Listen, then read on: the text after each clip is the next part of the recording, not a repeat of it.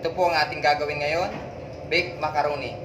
Dahil po nalalapit na po ang holiday, binibigyan ko po kayo ng idea. Gusto nyo po magluto ng pasta. Mayroon po akong na-upload na pasta carbonara, chicken macaroni salad.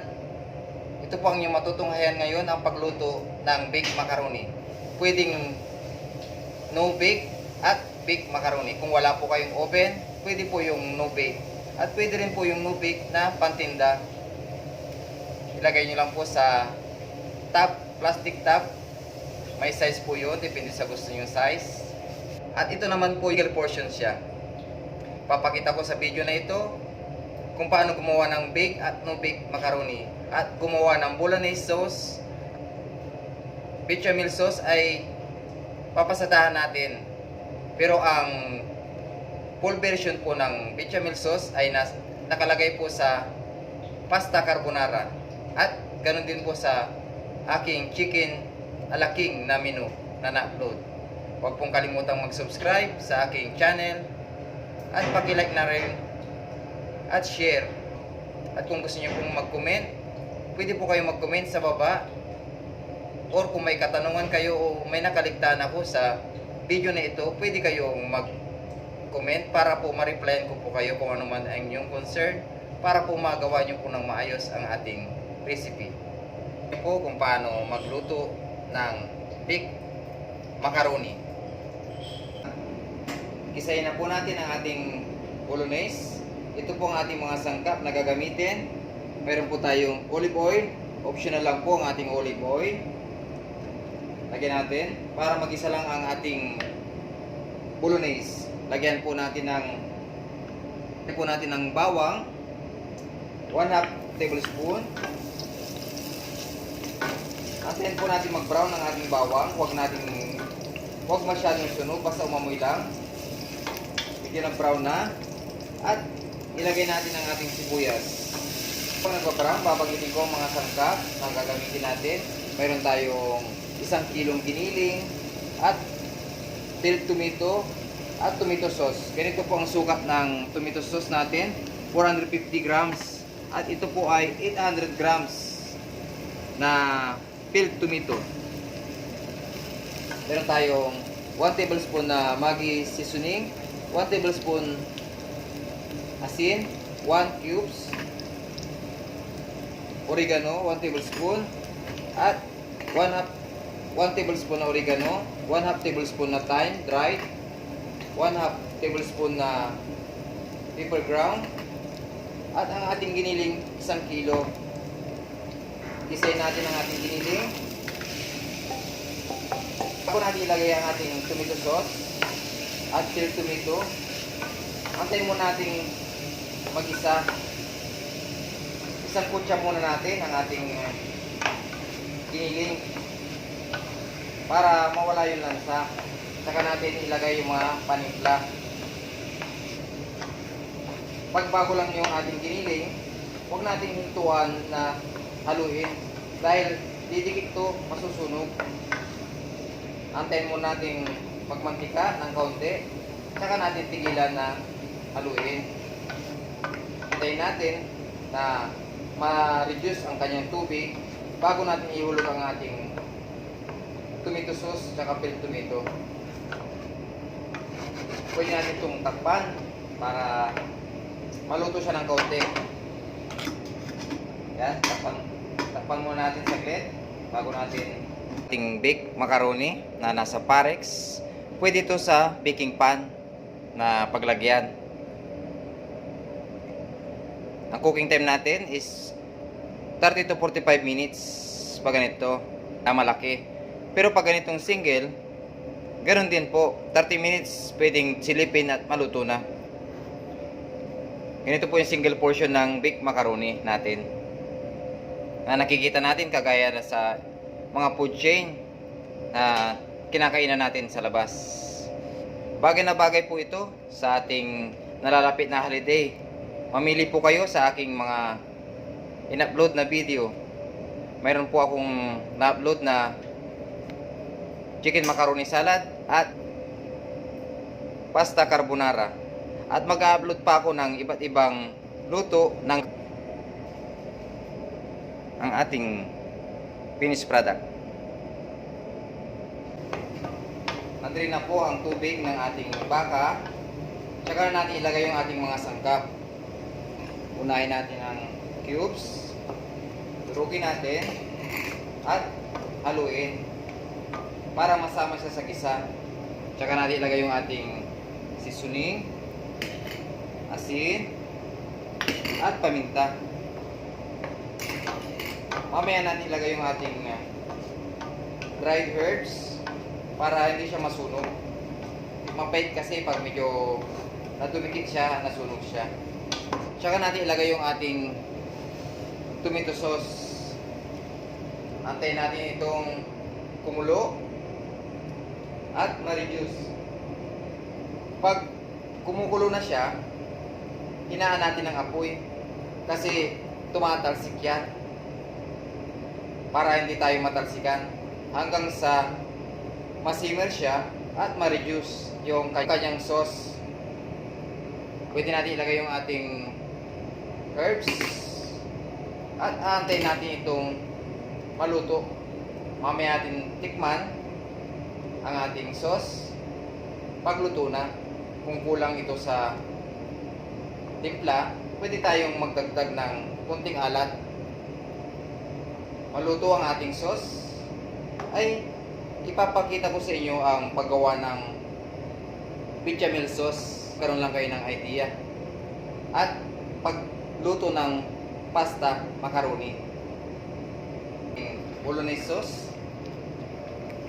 na ihalo natin sa baked macaroni. Ang gagawin po natin ngayon ay dalawang recipe, no bake tsaka baked macaroni. Almost the same lang sila. Ang pagkaiba lang nila, ang no bake pwede na siyang kain. Pagkahalo natin, ipi-plating lang natin at isa-serve na natin. Pwede na itong pambinta, ilalagay lang sa top. Ito, ilagay natin sa top, tapingan lang natin ng grated cheese. Pwede natin itong kainin o kaya ibinta. At yung bake naman, lalagyan natin ng bechamel sauce, tsaka mozzarella cheese, tsaka natin siya i-bake. Pwedeng single portion or kaya ilagay natin sa Pyrex o kaya sa baking pan. Ganito po ang texture ng ating bolognese. Pwede na natin itong hanguin na gagamitin sa ating no bake macaroni and baked macaroni. Mayroon po ang paglaga ng baked macaroni. Ng ating macaroni, ito po ay kalahating kilo. Lagyan natin ng asin, 1/2 tablespoon at 1 tablespoon ng mantika. Ito ay kumukulo ang ating tubig bago natin ilagay ang ating pasta para po hindi malamig ang ating pasta. Ihulog na natin ang ating pasta. Antayin natin itong maluto.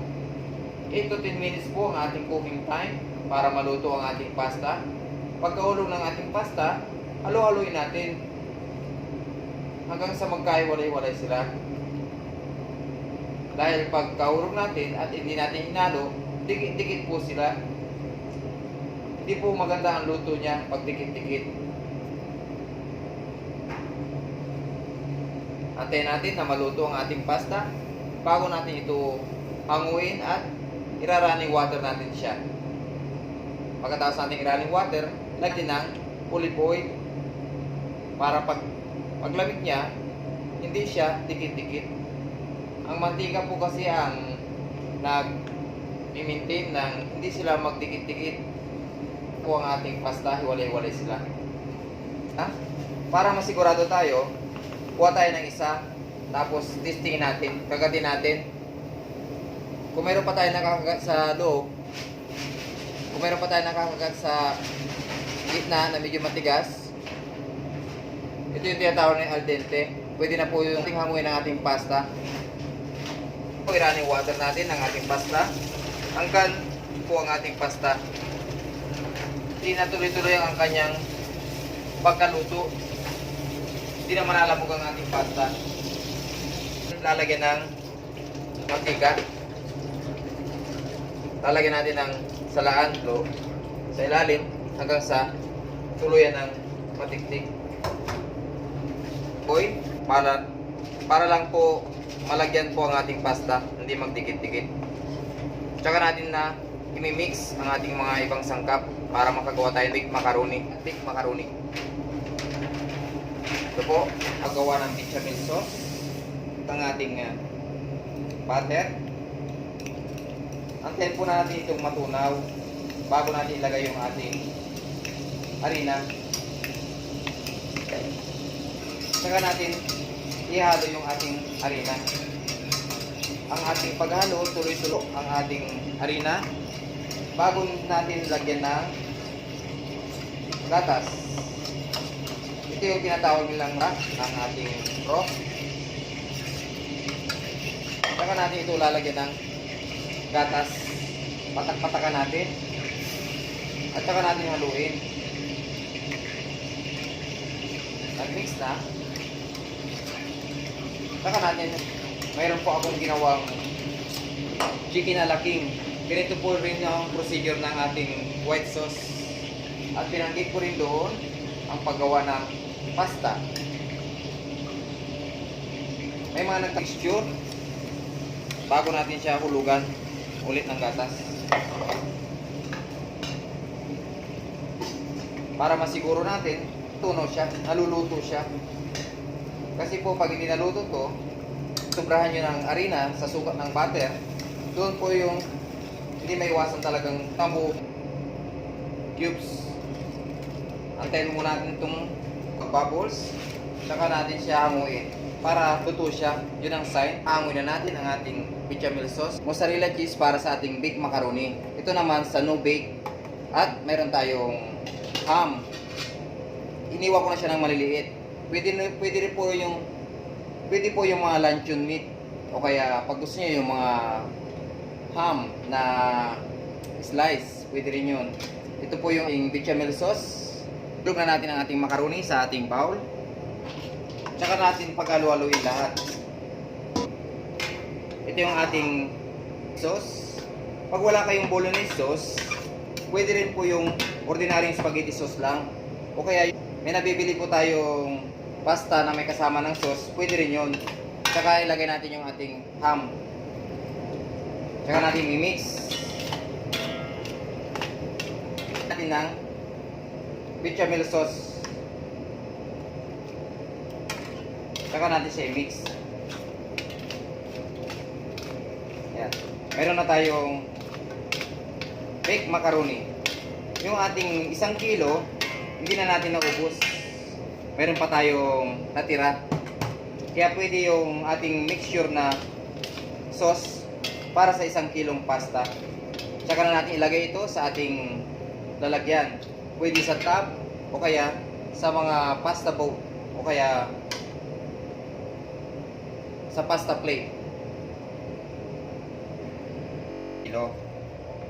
Ito ay pure beef ang ginawa natin sa bolognese sauce.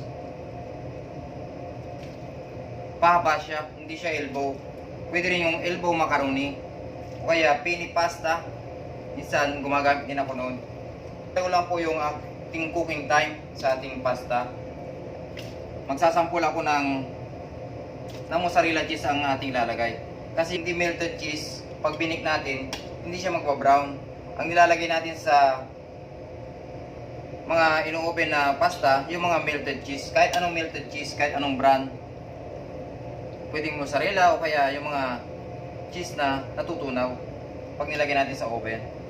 Dito, tsaka lagyan natin ng konting green.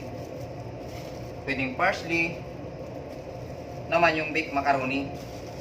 Lagyan lang natin ng bechamel sauce sa ibabaw bago natin lagyan ng keso. Pwede natin itong i-online business. Meron na tayong pagkakakitaan. Ito po yung ating mixture. Same lang po. 1 kilong giniling, kalahating kilong pasta, at ang ating bechamel sauce. Nilagyan na natin siya. Lagyan natin siya ng bechamel sauce. At yung ating giniling na sinama. Tapos, nilagay natin, pinagsama natin.